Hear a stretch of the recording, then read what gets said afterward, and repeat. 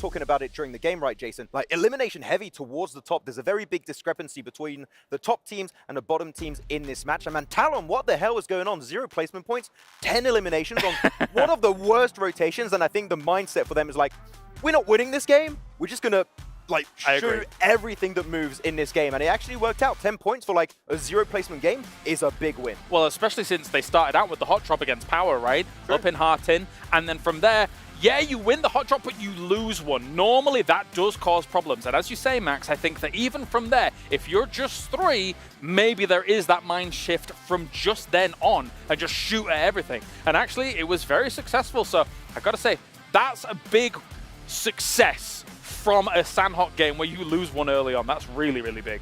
Yeah, something they should be very proud of, but also another team that should be proud a little bit here is Vampire taking on Alula IHC, taking them down, get 4 elimination points for themselves, but unfortunately that's all they do get from this game because there's a lot of questions around Vampire. How are they going to perform in this event considering they're the back-to-back champions? But this event is the most stacked event they've had to compete in these mid-season competitions. But, I mean, it is Sandhawk to start things off with, right? We're not really going to judge teams too heavily about that. However, with 3 Erangels coming up, that's where we're really going to start to get them under the microscope. Yeah, I mean, we had that hot drop, right? So I'm like, oh, maybe we're going to see something on a Wrangle. Hopefully not, because that is going to become a real major issue for teams that are involved in those. I mean, we were talking about Military Island in particular. Are we going to have something happening there? It should just be Team Liquid and 4MV. They should be fine. Sure. But otherwise, looking at this game, right, Kalaris, I think that despite this being a really tough game in terms of circle and, like, the terrain that was at play, we saw a lot of great plays, and especially Tiamba, the team that you're looking at, that wide wrap. Sure, they don't win the game, but I think it was one of the best plays based on a really tough scenario that was ahead of them. Yeah, they were waiting until Circle 2 really popped to see how they were going to approach what would be the later stages of the mid-game. I thought maybe they were going to try and camp out Talon for quite a while. They decided to sit there for a little bit too long and then managed to go for that wide wrap. Now, I do think Twisted Minds was slightly caught off guard by them coming in from that angle, because by the time it comes to, what, end of third circle, you're like, okay, surely people shouldn't be coming in from here. But Tiamba has shown these tendencies in the past of going for that wide wrap onto the east side with a circle like this. So, I mean, Twisted Minds lose out on that fight, but Tiamba takes a lot of casualties. It's difficult to make that work when you've left it so late. Yeah, for sure. And looking at also at Alpha 7, we were talking about their position.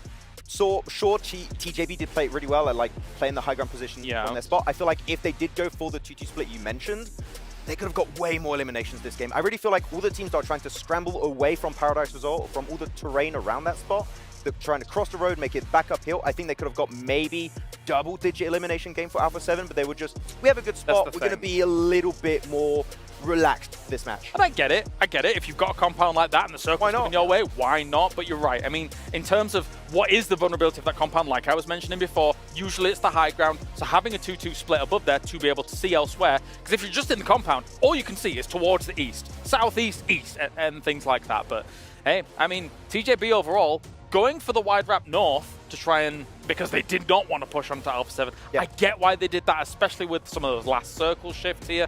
I feel like we're just, if you let us keep going, we're going to talk for ages. Hey, we got time. Keep going. Okay. I don't get paid by the word, okay? Yeah, you should that.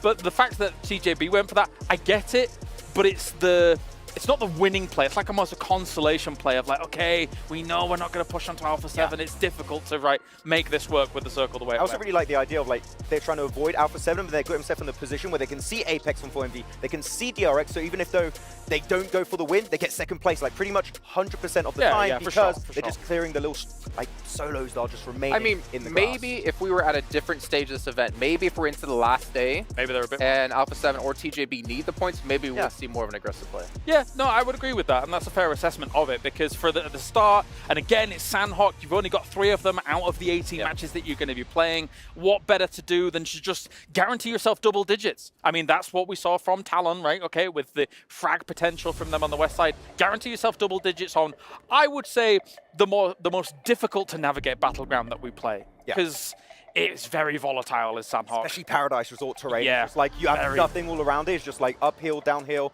roads to cross, and teams are already in position. If you were over to the western side this game, you had a horrible time making those moves, except for Chamba that went for that wide wrap, right? But otherwise, this was a bad Sandhawk for these guys. Going into Wrangle, we might see like some different teams be at the top this time around. Well, one thing I'm curious about, I mean, notice in this last match, is we did have a couple of roster changes in the match, right? For instance, Alu IHC putting Alex in over Rogue, which Rogue played the entire group stage. Alex didn't play a single match until now. And also Shadows in over Chua for DXavier, which again, same situation. Didn't play in group stage and now is playing in finals. I don't understand it. They just do rock, paper, scissors, who plays, and like whoever wins, like you're on this game, I guess.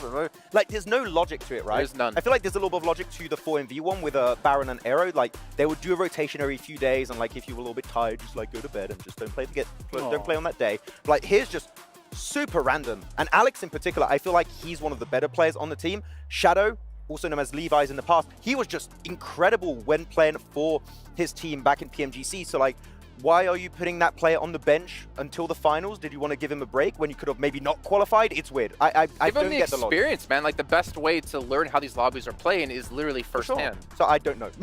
That's my answer. I have no idea. Yeah. Okay, well, as we do get into Erangel, what are your expectations going into Erangel in particular? I know we saw a lot of Alliance, like spread positions, like spread out. We did see a little bit of it here in Sandak on the northeast side, but they eventually did get punished. Is there anything particular you're keeping an eye out on, Maxman? Oof, I don't know on this one. I mean, Erangel, I think, is going to be... We're going to have faster rotations, hopefully, from teams, right? And not giving the space to Alliance like we saw in the group stage. So that's what I'm expecting. Team's not getting away with these big splits, but the last game was very weird, so like I'm not using it as a real expectation for the rest of the day. No, as we say, usually Sandhawk plays very differently to Erangel and Miramar. I think one thing I was almost like, oh, teacher, me, because we'd only gone to talk really about one or two teams in the pre-show, but I do still want to talk about Tiamba and kind of why I picked them as a whole, because let's look at their group stage, right? Tiamba, obviously China has a lineage of excellence, and in the group stage, no chicken dinners. Some of you think, why are you picking them if they've got no chicken dinners?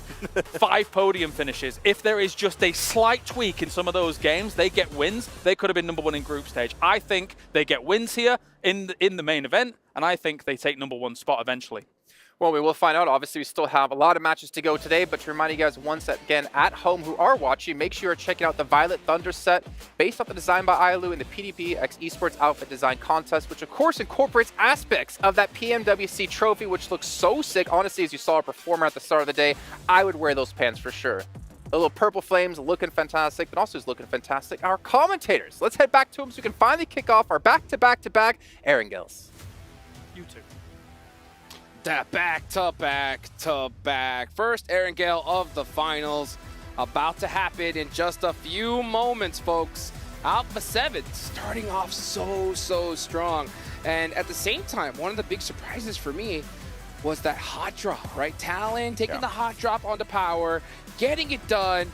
Let's see if we're going to see any other surprises as we get into the first Erangel of the finals. The best way to get it done, Hot Jukes, as we all know, is with the Infinix GT20 Pro. With dual gaming chipsets and 144Hz AMOLED screen, the GT20 Pro will equip teams with up to 120 FPS, which is the first batch of supported devices, offering esports level performance and visually stunning experiences in the 2024 PMWC.